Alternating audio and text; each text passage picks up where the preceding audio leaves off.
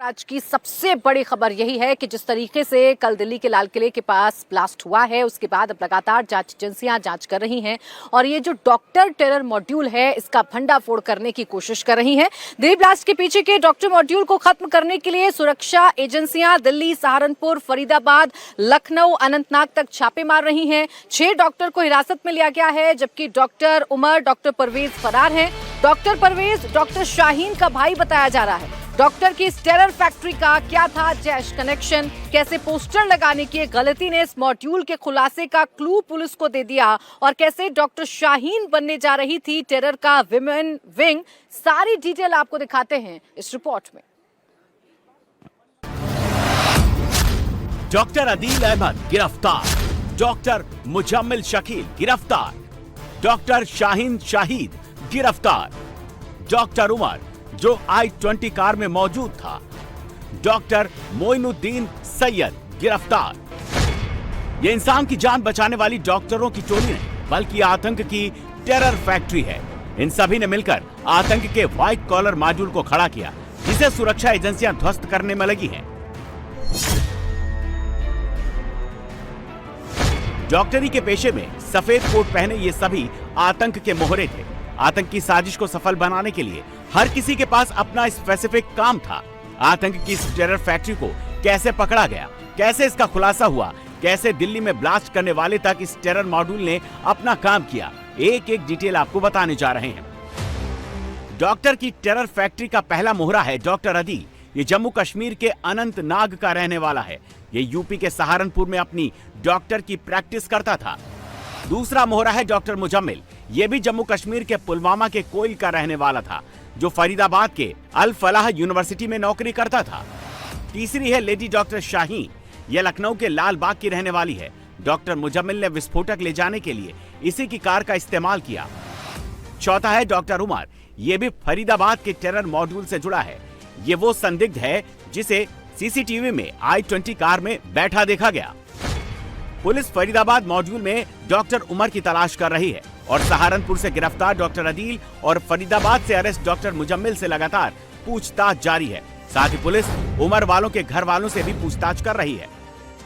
हम इस वक्त डॉक्टर उमर के घर में मौजूद है। मेरे पीछे आप ये तस्वीरें देख सकते हैं, ये डॉक्टर उमर का घर है और डॉक्टर उमर 2 महीने पहले अपने परिवार से मिलने के लिए आया था। 2-3 दिन वो यहाँ पर मौजूद था और उसके बाद वो वापस चला गया है। हालांकि फरीदाबाद और सहारनपुर में जब 2 डॉक्टरों की गिरफ्तारी हुई, एक डॉक्टर अदील और दूसरा मुजम्मिल शकील, उसके बाद जो है परिवार वालों ने डॉक्टर उमर से संपर्क किया, उन्हें कॉल किया कि आप कश्मीर वापस आ जाइए, हालात ठीक नहीं हैं, हम काफ़ी फिक्रमंद हैं आपको लेकर। तो उमर ने ये कहा था कि मेरे एग्ज़ाम्स होने वाले हैं, 2-3 दिन के बाद मैं घर ज़रूर आऊँगा।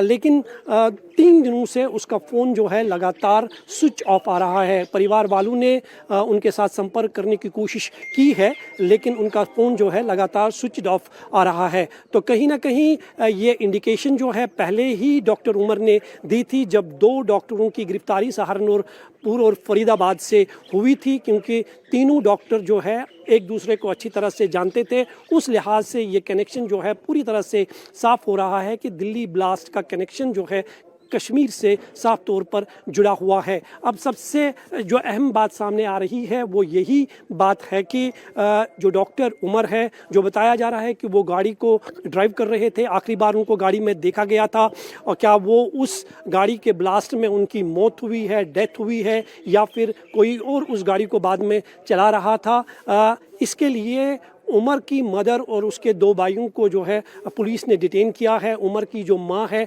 उसका DNA टेस्ट करवाया जा रहा है, ताकि वो मैच जो है उस शख्स से किया जाए जिसका नाम बताया जा रहा है कि डॉक्टर उमर है और उसकी इस फिदायीन हमले के दौरान मौत हो गई है। जम्मू कश्मीर पुलिस ने उमर के पिता को भी गिरफ्तार कर लिया है। हिरासत में लिए जाने का संभावित कारण दिल्ली विस्फोट में मारे गए एक व्यक्ति के शव से DNA मिलान बताया जा रहा है, जिसके बारे में माना जा रहा है कि ये वो डॉक्टर उमर ही था। डॉक्टर उमर के बारे में लगातार खुलासे हो रहे हैं। अभी तक जो जानकारी सामने आई है उसके मुताबिक डॉक्टर उमर जम्मू कश्मीर के पुलवामा के कोइल का निवासी है। उसका पूरा नाम डॉक्टर उमर यू नबी उर्फ उमर मोहम्मद है। उमर ने जीएमसी श्रीनगर से मेडिसिन में एमडी किया था। इसके बाद वो जीएमसी अनंतनाग में सीनियर रेजिडेंट बना। बाद में वो फरीदाबाद शिफ्ट हो गया। डॉक्टर उमर अभी फरीदाबाद में अल फलाह मेडिकल कॉलेज में तैनात था। फरीदाबाद से ही डॉक्टर मुजम्मिल की गिरफ्तारी हुई। उसके बाद उमर फरार था। डॉक्टरों की इस टेरर कंपनी में जब डॉक्टर अदील को गिरफ्तार किया गया तो पूछताछ में उसके लॉकर से AK-47 बरामद की गई। उधर फरीदाबाद में डॉक्टर मुजम्मिल के कमरे से 360 किलो विस्फोटक, राइफल, टाइमर्स, बैटरी और कारतूस मिले। लखनऊ से गिरफ्तार महिला डॉक्टर शाहीन की कार से भी राइफल और जिंदा कारतूस बरामद हुए। जम्मू कश्मीर पुलिस ने सहारनपुर से कश्मीरी डॉक्टर अदील अहमद को गिरफ्तार किया था। डॉक्टर अदील अहमद मूल रूप से कश्मीर के कुलगाम इलाके के वानपोरा गांव का रहने वाला है। सहारनपुर में प्रैक्टिस कर रहा था। कश्मीर में डॉक्टर अदील अहमद के घर में पुलिस को AK-47 राइफल और एक पिस्टल के अलावा बड़ी तादाद में कार्ट्रिज बरामद हुए। डॉक्टर अदील अहमद और डॉक्टर मुजम्मिल एक इनक्रिप्टेड मैसेजिंग ऐप से अपना मॉड्यूल चला रहे थे और उसी के जरिए आपस में कांटेक्ट करते थे। लेकिन डॉक्टर अदील की बस एक गलती ने पुलिस को वो क्लू दे दिया जिसने इस मॉड्यूल का खुलासा कर दिया। 19 अक्टूबर को कश्मीर के बनपुरा, नौगाम और श्रीनगर में जैश-ए-मोहम्मद के पोस्टर लगाए गए थे, जिसमें सुरक्षा बलों के ऊपर आतंकी हमला करने की धमकी दी गई थी। जब जम्मू कश्मीर पुलिस ने इस मामले की जांच की तो पता चला कि ये पोस्टर लोकल लोगों ने डॉक्टर मुजम्मिल और डॉक्टर अदील अहमद के कहने पर लगाए थे। पुलिस ने इस मामले में आतंकी संगठन के ओवरग्राउंड वर्कर आरिफ निसार डार, यासिर अल अशरफ, मकसूद अहमद डार और जमीर अहमद को गिरफ्तार किया। इसके अलावा पुलिस ने इस सिलसिले में शोपियां के मौलवी इरफान अहमद को भी पकड़ा। इन लोगों से पूछताछ में ही डॉक्टर के इस टेरर मॉड्यूल के बारे में पता चला, जो सीमा पार बैठे अपने आकाओं के निर्देश पर भारत में बड़े आतंकी हमले करने की तैयारी में था। कश्मीर में गिरफ्तार 5 लोगों ने इस सिलसिले में डॉक्टर अदील और डॉक्टर मुजम्मिल के नाम बताए, जो इस टेरर मॉड्यूल को ऑपरेट कर रहे थे। ये दोनों पाकिस्तान के अलावा दूसरे देशों में बैठे आतंकियों के साथ भी कॉन्ट्रैक्ट में थे। जम्मू कश्मीर के पुलवामा में ये घर डॉक्टर मुजम्मिल का है, जिसको दिल्ली धमाके में पुलिस ने गिरफ्तार किया, और फरीदाबाद में जिसके कमरे से हथियारों के साथ 360 किलोग्राम विस्फोटक बरामद किया गया। डॉक्टर मुजम्मिल के फादर शकील अहमद हमारे साथ बात करने के लिए मौजूद है। शकील साहब, आपसे हम जानना चाहेंगे मुजम्मिल के बारे में। मुजम्मिल जो है, कब उसकी गिरफ्तारी हुई, कहाँ से गिरफ्तारी हुई थी? हम उस वक्त उसने पता चला आज 10 दिन के 12 दिन के पहले। उधर हमने फ़ोन किया बच्चों को, उसने स्विच ऑफ आया। उसने इधर छापा मारा पुलिस ने, 5 ने, ये पुलवामा भी है। उसने बुलाया, हम पता नहीं उस टाइम भी नहीं है वो गिरफ्तार है कि नहीं। हमने गया सुबह वक्त उधर पुलवामा थाने में। उसने बोला तू 5 छक जाओ। बस इतना ही पता है हमारा को। कब गिरफ्तार हुए? पता नहीं, 29 या 30। अब पुलिस इन बातों का पता लगाने में जुटी है कि फरीदाबाद में मुजम्मिल किन किन लोगों से मिलता था। मस्जिद के इमाम इस्ताक से भी पूछताछ हो रही है। हिजाब में ये वही डॉक्टर शाहीन की तस्वीर है जिसे पुलिस ने गिरफ्तार किया। इसकी कार से भी पुलिस ने हथियार बरामद किए थे। शाहीन से भी पुलिस अब इस मॉड्यूल के सिलसिले में पूछताछ कर रही है। माना जा रहा है कि आतंकियों ने डॉक्टर की लेडी ब्रिगेड भी बना रखी थी।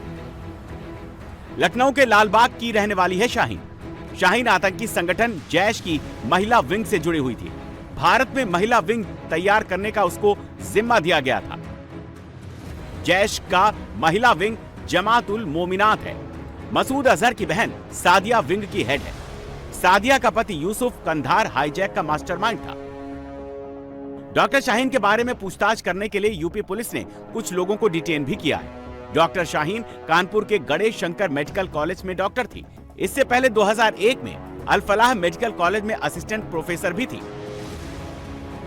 यूपी के लखनऊ में इसी मॉड्यूल से जुड़े एक और डॉक्टर परवेज अंसारी के मकान पर लखनऊ ATS जम्मू कश्मीर पुलिस ने छापेमारी की। सूत्रों के मुताबिक डॉक्टर मुजम्मिल से डॉक्टर परवेज के रिश्ते थे, और चूंकि डॉक्टर शाहीन भी लखनऊ की रहने वाली है, इसीलिए अब ये कनेक्शन और तलाशे जा रहे हैं। लखनऊ का ये मुत्तकीपुर इलाका है और ये वो घर है जहाँ पर यूपी एटीएस की टीम जम्मू पुलिस के साथ पहुंची। इस घर में जब पुलिस आई तो यहाँ ताला बंद था, ये ताला तोड़ा गया और पुलिस की टीम अंदर गई। डॉक्टर परवेज़ का ये घर बताया जा रहा है और डॉक्टर परवेज़ का कनेक्शन आ रहा है जो फरीदाबाद में डॉक्टर अरेस्ट हुआ है जो शाहीन है उससे। अब इस घर के अंदर गई, करीब 5 घंटे ये टीम अंदर रही। 40 लोग आए हुए थे इस टीम में। काफ़ी पड़ताल हुई, अंदर जो कागज़ हैं, बाहर एक गाड़ी खड़ी है जिसमें डॉक्टर का निशान है और आगे आप देखेंगे तो लखनऊ की एक प्राइवेट यूनिवर्सिटी है उसका स्टिकर इसमें चिपका हुआ है।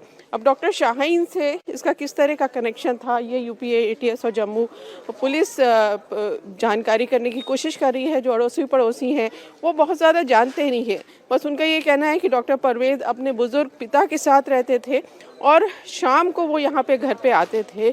बहुत ज़्यादा जानकारी नहीं है वो क्या करते थे क्या नहीं करते थे, अड़ोसी पड़ोसी बहुत ज़्यादा जानकारी नहीं पता कर पा रहे हैं। अब एटीएस का कहना है कि क्योंकि डॉक्टर शाहीन लखनऊ में रह चुकी है, यहाँ काम कर चुकी है, कानपुर मेडिकल कॉलेज में काम कर चुकी है, तो किस तरह का कनेक्शन लखनऊ से है वो तलाशने की कोशिश की जा रही है। अब यहाँ के अलावा यूपी एटीएस और जम्मू पुलिस लखनऊ में कंधारी बाज़ार इलाका है वहाँ भी सर्च ऑपरेशन चला रही है। तो कोशिश पूरी ये है कि डॉक्टर शाहीन के तार किस तरह से यूपी और लखनऊ से अभी भी क्या जुड़े थे ये पता करने की कोशिश की जा रही है। फरीदाबाद में आतंक के डॉक्टर मॉड्यूल में दिल्ली से एक और डॉक्टर सज्जाद अहमद मल्ल को भी डिटेन किया गया है, उनसे भी पूछताछ हो रही है। दिल्ली के 10-11 के इस धमाके के लिए डॉक्टर मॉड्यूल को इसलिए बनाया गया क्योंकि जिस सफेद कोट पर लोगों की जान बचाने की जिम्मेदारी होती है उस पर आतंक जैसे घिनौने अपराध का शक न हो। देश में क्या ये अकेली आतंक की डॉक्टर फैक्ट्री थी या फिर देश में ये जाल और गहरे तक फैला है? सुरक्षा एजेंसियां अब एक एक नेटवर्क को, एक एक तार को जोड़ रही हैं और उनका सफाया कर रही हैं। तो आतंकी इस डॉक्टर फैक्ट्री के तार कहां तक फैले हुए हैं, कहां इनके कनेक्शन हैं, कौन इसके मददगार हैं, ये अब लगातार पता लगाने की कोशिश की जा रही है। इसलिए शहर दर शहर छापेमारी इस वक्त की जा रही है।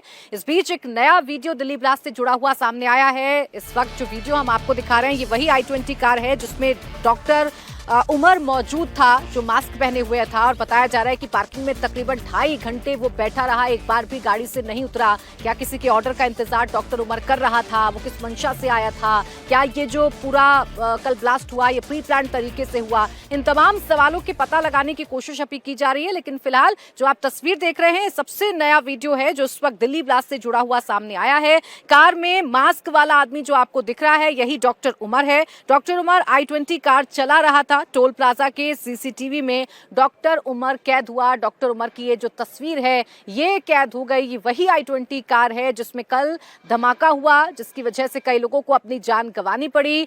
जांच इस पूरे मामले में की जा रही है लेकिन फिलहाल ये वीडियो सबसे नया वीडियो है जो सामने आया है। अभय पाराशर मेरे सहयोगी इस वक्त जुड़ गए ज्यादा जानकारी के साथ। जी अभय बताइए क्या अपडेट? देखिए प्राची, सबसे बड़ी बात यह है कि डॉक्टर उमर जो है ये इस i20 कार में अकेला था जिस वक्त ये ब्लास्ट हुआ और तकरीबन 2.5 घंटा इसने एक पार्किंग के अंदर बिताया जहां पर जो सूत्र है उनका ये कहना है कि इसको निर्देश मिल रहे थे कि कैसे आगे इस पूरे ब्लास्ट को अंजाम देना है। लाल किले के पीछे प्राची जहां पर आप मौजूद हैं, ये तस्वीरें मैं आपको दिखाऊं। ये लाल किले के पीछे की सुनहरी मस्जिद है और सुनहरी मस्जिद के बिल्कुल पास में यहाँ पर ये पार्किंग एरिया है और पार्किंग एरिया के अंदर ये जो गाड़ी थी i20 कार ये लगभग 3:18 पर गाड़ी यहाँ पर पार्क होती है जिसमें उमर मोहम्मद यहाँ पर मौजूद होता है, डॉक्टर उमर। और इसी पार्किंग के अंदर वो अपनी गाड़ी को छिपा कर रखता है। गाड़ी में उसके साथ जिस तरीके से जो केमिकल है वो उसके साथ मौजूद होता है लेकिन कोई ना कोई उसको निर्देश देता है, ऐसी जानकारी मिल रही है। ये जब यहाँ पार्किंग में पहुंचता है 3:18 पर तो इसके साथ कोई और भी मौजूद है। अभी फिलहाल यही पता लगाया जा रहा है कि किस मंशा की इसके साथ यहाँ पर आया था। क्या ब्लास्ट करने का तरीका जो है या ब्लास्ट करने का प्लान है वो पहले से ही बना लिया गया था? क्या इसके पीछे की वजह है? कौन कौन है जो इसके मददगार हैं?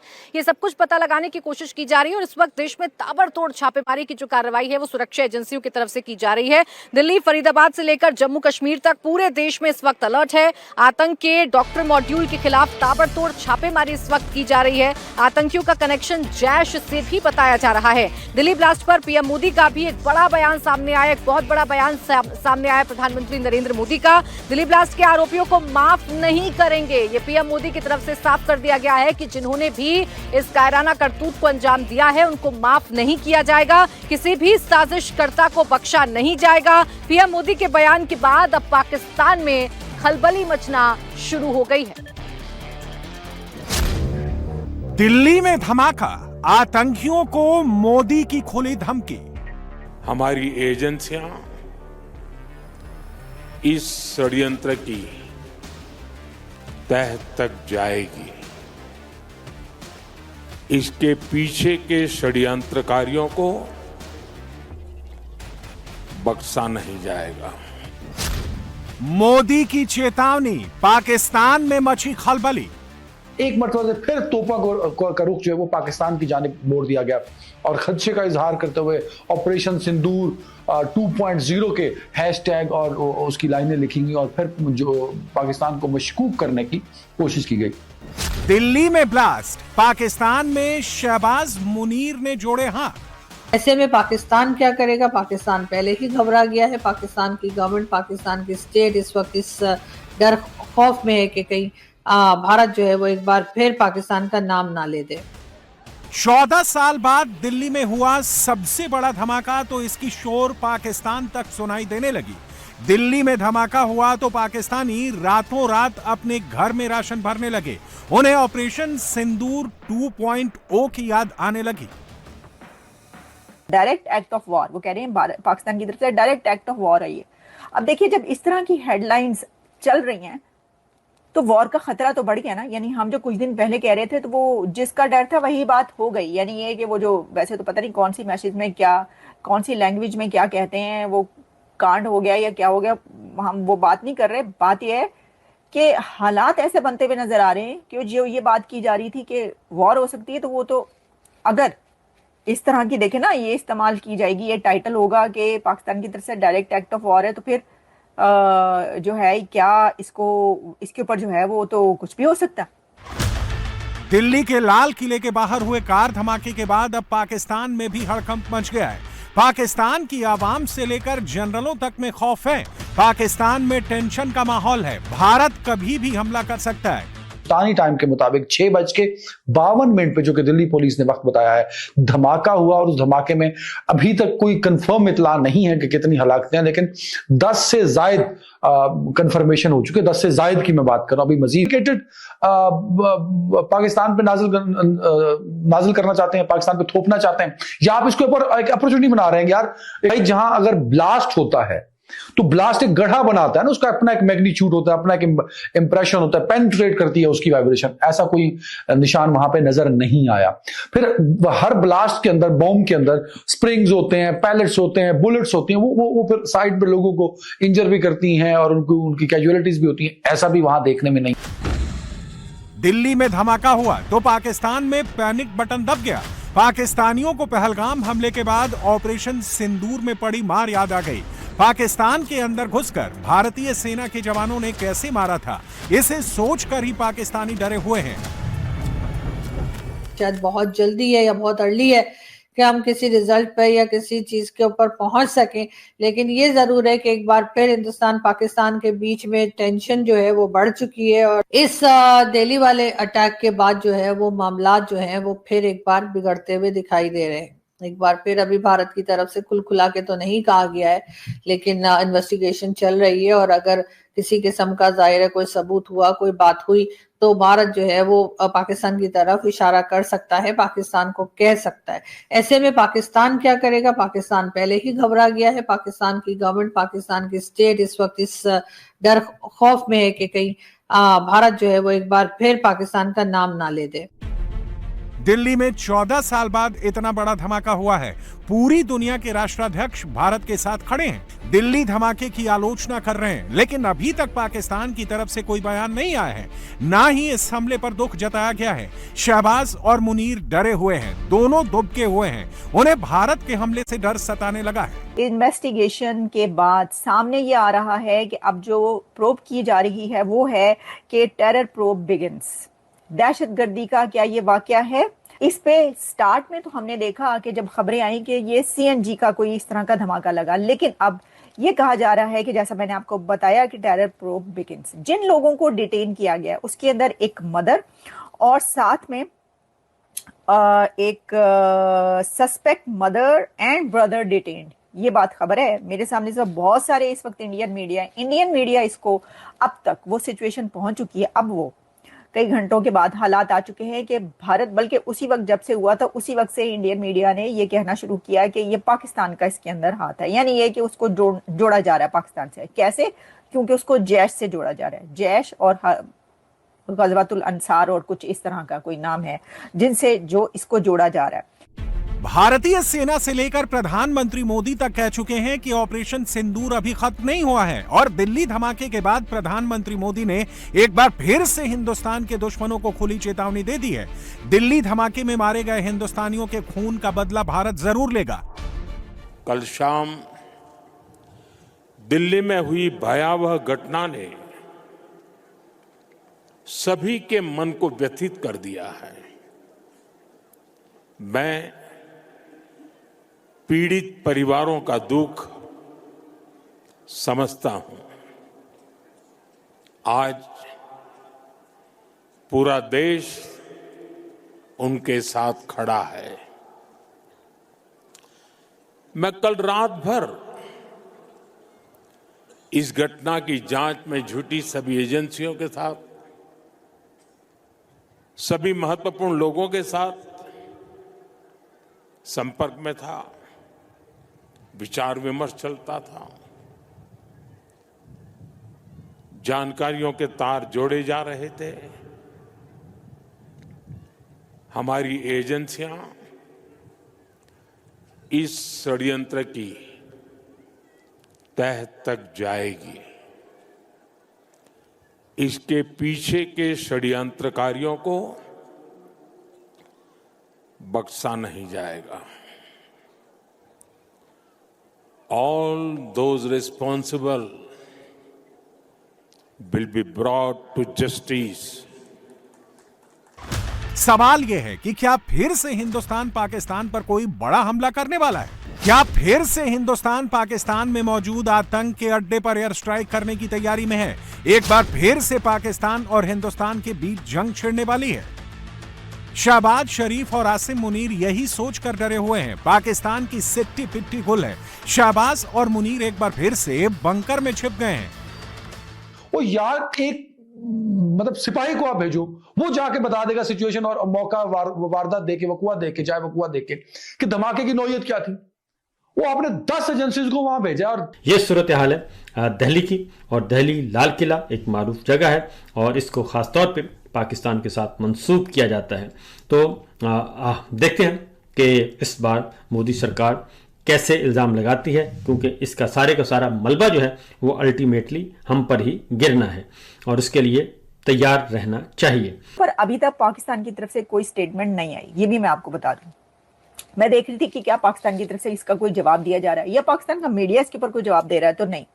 और जाहिर है कि स्पोक्स पर्सन तो जवाब उस वक्त तक नहीं देंगे जब तक के दे भी सकते हैं, जब तक कि कोई इंडिया की गवर्नमेंट की तरफ से या अथॉरिटी की तरफ से ये नहीं कहा जाता कि भाई इसके अंदर इसका हाथ है। टेरर प्रोब हैज बिगन और suspect doctor Umar's mother and brother have been detained in Pulwama by Jammu and Kashmir police. जो इसके अंदर लोग डिटेन किए गए हैं या जिनके ऊपर कहा जा रहा है उन सबका जो रिलेशन है वो पुलवामा से निकल रहा है। ये बड़ी अजीब बात है कि जो पुलवामा के रहने वाले हैं वो लोग जो है इसके अंदर डिटेन किए जा रहे हैं और उसके कई एक मुस्लिम नेम्स हैं जो इसके अंदर सामने आ रहे हैं। इस आतंकी हमले के बाद से ही पाकिस्तान में अलर्ट है। पाकिस्तान भी जानता है प्रधानमंत्री मोदी नहीं बख्शेंगे, हिंदुस्तान इसका बदला जरूर लेगा और हिंदुस्तान ऑपरेशन सिंदूर 2.0 में कुछ बड़ा करने वाला है। में यानी कल जो दिल्ली में जो रेड फोर्ट के ऊपर अटैक हुआ है या वहां पे जो जिन लोगों की जाने गई हैं तो उसमें पाकिस्तान का नाम लिया जा रहा है। वैसे तो खैर काफी सारी कंट्रीज ऐसी हैं जिन्होंने भारत के साथ जो है वो हमदर्दी बताई है, भारत के साथ अफसोस का इजहार किया है, मैसेजेस दिए हैं, सोशल मीडिया के जरिए भी मैसेजेस दिए हैं। लेकिन पाकिस्तान में जो अटैक हुआ है उसके ऊपर कहीं से भी कोई अफसोस नहीं आया। शायद उन लोगों को लगता है कि ये पाकिस्तान में तो ये रोज का ही काम है, कैसा होता रहता है। आतंक की सप्लाई करने वाले डरे हुए हैं, आतंक के आका घबराए हुए हैं। दिल्ली में सिर्फ धमाका नहीं हुआ बल्कि ये पाकिस्तान को नक्शे से मिटाने की उल्टी गिनती शुरू हो गई है।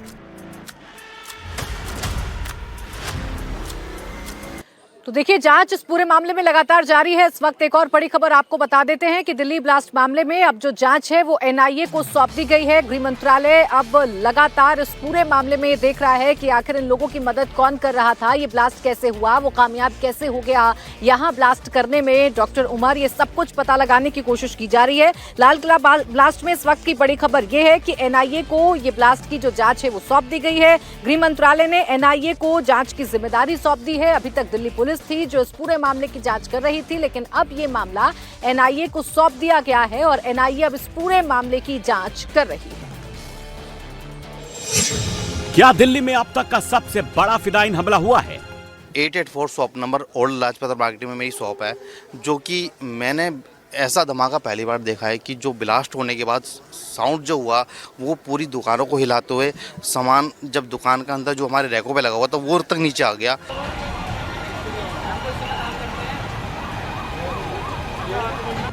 दिल्ली ब्लास्ट का क्या है पुलवामा कनेक्शन? उस नज़र में आया सर, सारे पब्लिक भाग रहे हैं और उसके बाद में पुलिस वाला आया तो पूरा अपना मोर्चा संभाल करके सील लगा दिए। और उसके बाद मैं 5-6 देखा सर, 5-6।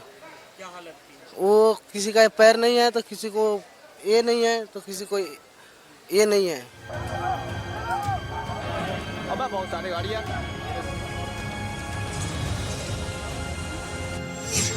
आतंक का डॉक्टर मॉड्यूल टारगेट पर दिल्ली। ये धमाके के दौरान का सीसीटीवी वीडियो है। चारों तरफ शांति है, लोग अपना काम धंधा कर रहे हैं। तभी जोरदार आवाज के साथ एक धमाका होता है। इस सीसीटीवी में धमाके की साउंड वेव को देख लीजिए। धमाका होते ही सब कुछ कांप उठा, अफरा तफरी मच गई। लोग अपनी जान बचाने के लिए इधर उधर भागने लगे। दुकानदार अपनी दुकान छोड़कर भाग खड़े होते हैं। 12 लोगों की मौत। ये कोई साधारण धमाका नहीं है। धमाके वाली कार के साथ कई गाड़ियों के परखच्चे उड़ गए। धमाकों से उड़ी हुई कार का ये स्टीयरिंग है।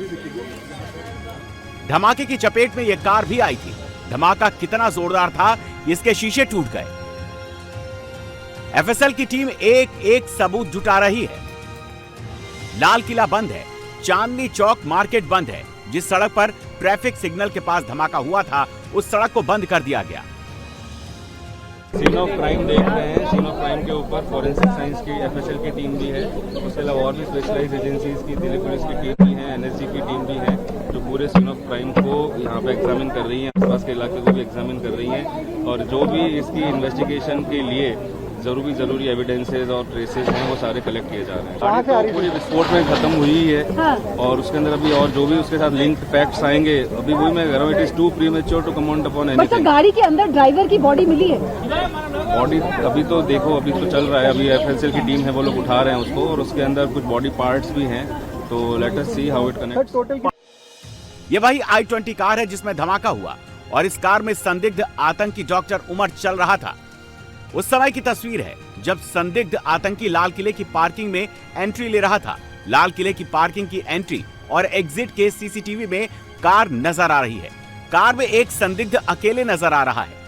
पुलिस दरियागंज वाले रूट के सभी सीसीटीवी की जांच कर रही है। करीब 100 सीसीटीवी फुटेज खंगाले जा रहे हैं। साथ ही टोल प्लाजा के सीसीटीवी पर भी दिल्ली पुलिस की नजर है। ब्लास्ट वाली i20 कार का एक और वीडियो सामने आया है। पॉल्यूशन चेक कराते हुए ये लिखा है, ये डॉक्टर आदिल है। पुलिस इसे पहले ही गिरफ्तार कर चुकी है। दिल्ली में जो धमाका हुआ वो i20 कार में हुआ, जिसका रजिस्ट्रेशन हरियाणा का है। कार का नंबर HR26 CE7674 है। कार मोहम्मद सलमान के नाम पर रजिस्टर्ड है। आरसी में सलमान का नाम ही आरसी में सलमान का नाम ही दिख रहा है। जब पुलिस ने सलमान की तलाश की तो सलमान पुलिस को सोहना में मिला। सलमान ने पुलिस को पूछताछ में बताया कि 1.5 साल पहले ही उसने कार बेच दी थी। आतंकी हमले में इस्तेमाल कार 1-2 बार नहीं बल्कि 3 बार बेची गई ताकि सुरक्षा एजेंसियों को कंफ्यूज किया जा सके। सलमान ने कार दिल्ली के ओखला में रहने वाले देवेंद्र नाम के शख्स को बेची। देवेंद्र ने कार को अंबाला के किसी शख्स को बेच दी। इसके बाद फरीदाबाद के एक यूज्ड कार शोरूम से पुलवामा के आमिर ने कार को खरीदा। आमिर की कार की चाबी लेते हुए तस्वीर सामने आई। बताया जा रहा है कि आमिर ने कार को तारिक को दिया था, जिसके बाद तारिक ने इस कार को डॉक्टर उमर मोहम्मद को दिया था। दिल्ली में लाल किले के पास जो विस्फोट हुआ, जो i20 कार इस्तेमाल की गई, मैं आपको दिखाना चाहता हूं, वह कार इसी रॉयल कार जोन से ली गई थी और जो रजिस्ट्रेशन नंबर था वह गुरुग्राम का था, जो मोहम्मद सलमान के नाम से रजिस्टर थी। कार के रजिस्ट्रेशन सर्टिफिकेट में मिले एड्रेस के बाद गुरुग्राम पुलिस उसे ढूंढते हुए शांतिनगर पहुंची थी। यहाँ से मकान मालिक ने बताया था कि 5 साल पहले यहाँ से सलमान जा चुका है और यह कार उसके बाद बेच दी गई। और उसके बाद जो पुलवामा का एक शख्स है उसने यह गाड़ी खरीदी। आप देखेंगे यह वही लोकेशन है जहां से यह कार खरीदी गई, जिसका इस्तेमाल लाल किले के पास मेट्रो स्टेशन में ब्लास्ट में हुआ। अब जांच एजेंसियां पुलवामा के उस आमिर तक पहुंच गई हैं जिसने इस कार को खरीदा। अब दिल्ली ब्लास्ट केस में पुलवामा के 2 भाई आमिर और उमर को जम्मू कश्मीर पुलिस ने गिरफ्तार किया है। दिल्ली ब्लास्ट मामले में जम्मू कश्मीर पुलिस ने पुलवामा से 2 भाइयों को गिरफ्तार किया है। इन भाइयों का नाम उमर और आमिर बताया जा रहा है।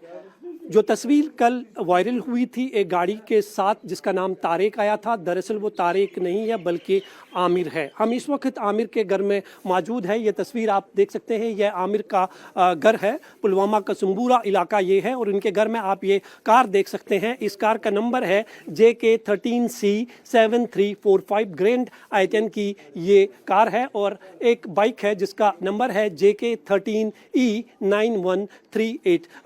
परिवार वालों का साफ तौर पर कहना है कि उन्होंने कभी HR नंबर की गाड़ी जो है नहीं देखी है। उनके जो माँ है उनसे हमने बात की, उनकी बहन से हमने बात की। उनका ये साफ तौर पर कहना है कि उन्होंने कोई गाड़ी नहीं खरीदी है और ना ही वो कभी दिल्ली गए हैं। तस्वीर कैसे गाड़ी के साथ वायरल हुई है ये हम नहीं जानते हैं, लेकिन वो बेगुनाह है। उनका दूर दूर तक जो है इस ब्लास्ट के साथ कोई संबंध नहीं है। दोनों भाइयों के बारे में बताया जा रहा है कि वो बिल्कुल बेगुनाह है। आसपास के जो पड़ोसी है उनका भी ये कहना है कि इस नंबर की गाड़ी जो है हमने कभी इस इलाके में नहीं देखी है। ये दोनों जो है अपना काम करते हैं। एक भाई प्लम्बर है और दूसरा भाई जो है इलेक्ट्रिशियन का काम करता है। एक ने डिप्लोमा किया है और दूसरा जो है उन्होंने 10th क्लास तक पढ़ा है।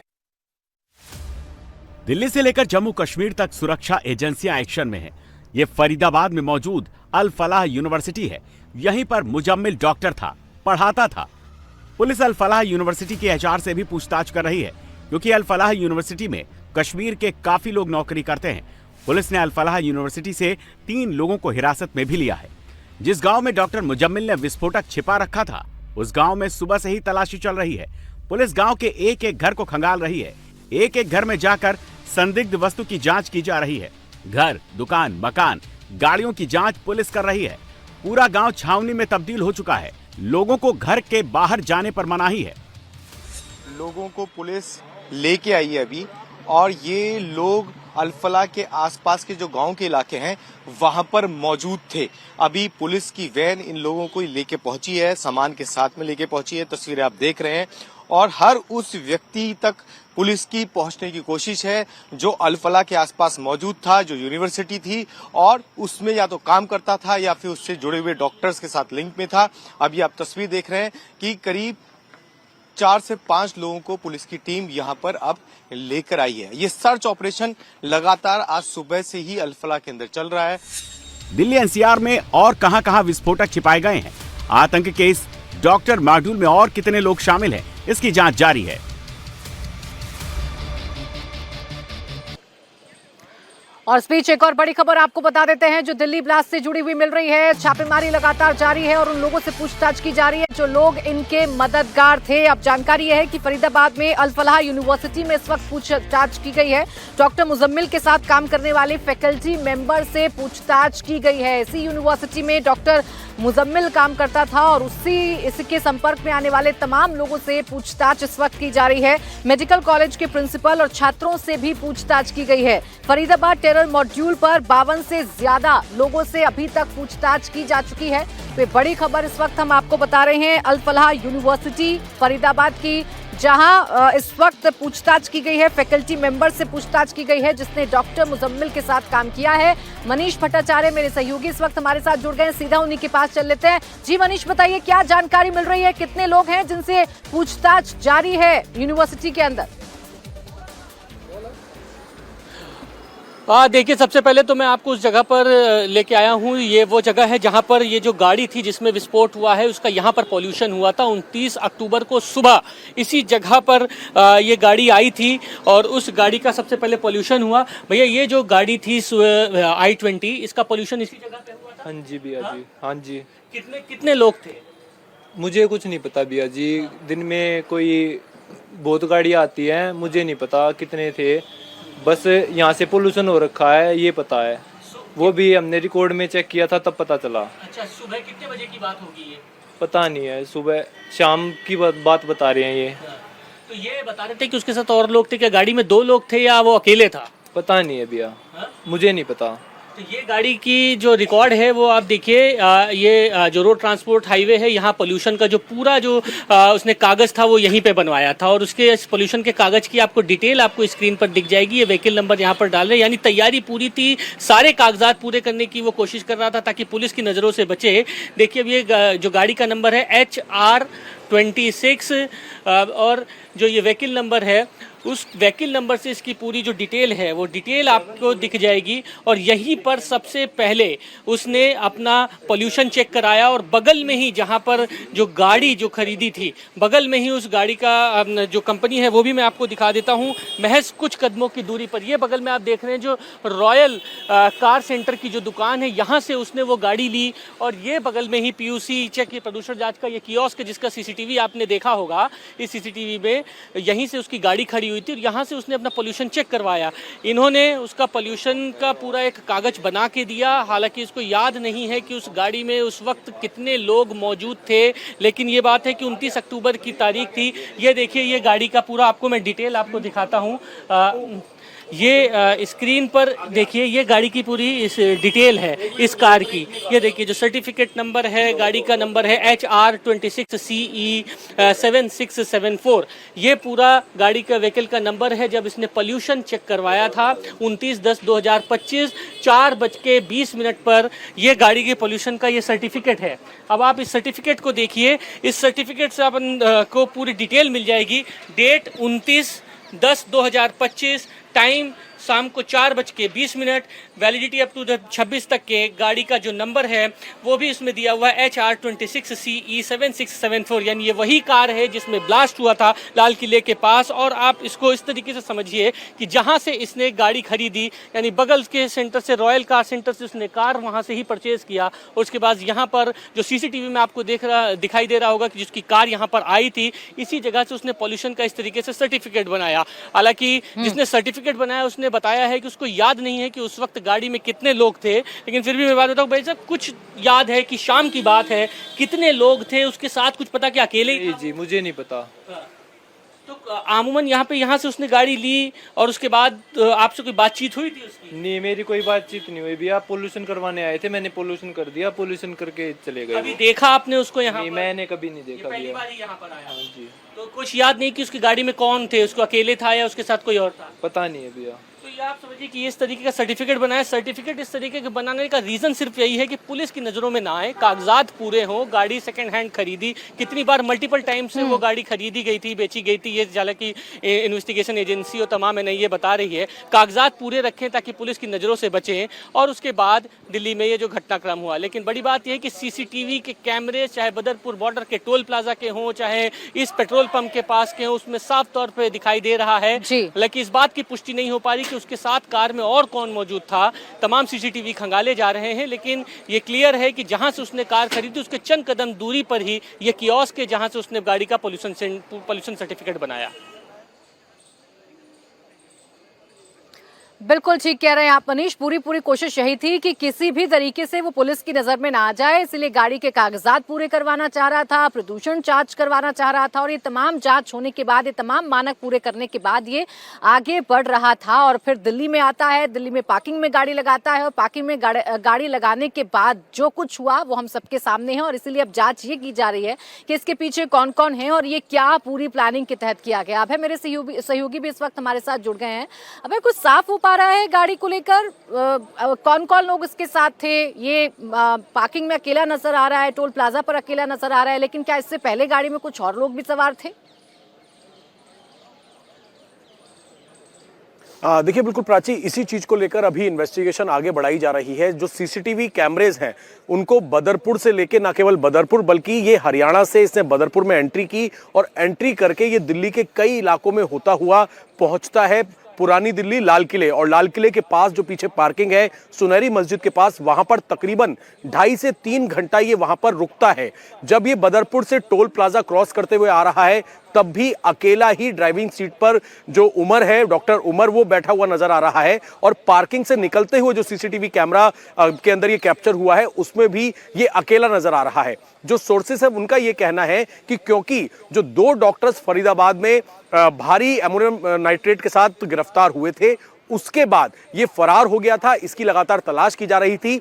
उस दौरान इसके साथ इसके कुछ और साथी मौजूद हो सकते हैं, लेकिन बदरपुर में एंट्री करने के बाद और साथ ही पार्किंग से निकलते हुए ये गाड़ी में अकेला मौजूद था। और यही वजह है कि हमने पुलिस से सीधा सवाल किया था कि क्या फिदाइन हमले की भी कोई आशंका है। इसको भी रूल आउट अब तक पुलिस ने नहीं किया है, क्योंकि ये अकेला दिखाई दे रहा है। और इस गाड़ी के अंदर से कुछ बॉडी के पार्ट्स भी मिले हैं, जिनको फिलहाल जांच के लिए उनका डीएनए सैंपल लिया जाएगा, जिससे पता लगेगा कि क्या जो गाड़ी चला रहा था ये वही शख्स है या फिर कोई और है। इसको लेकर अभी इंतजार करना होगा। लेकिन अब क्योंकि इस पूरे मामले की जो तफ्तीश है वो दिल्ली पुलिस से लेकर गृह मंत्रालय ने एनआईए को सौंप दी है, पूरी अभी तक की जितनी जांच है, जितने तमाम सीसीटीवी कैमरों की मैपिंग की है, जितने सबूत फॉरेंसिक टीम ने जुटाए हैं, उन सभी को, और खास तौर पर हरियाणा का जो फरीदाबाद का मामला है, जिन 2 डॉक्टर से अभी हरियाणा पुलिस पूछताछ कर रही थी,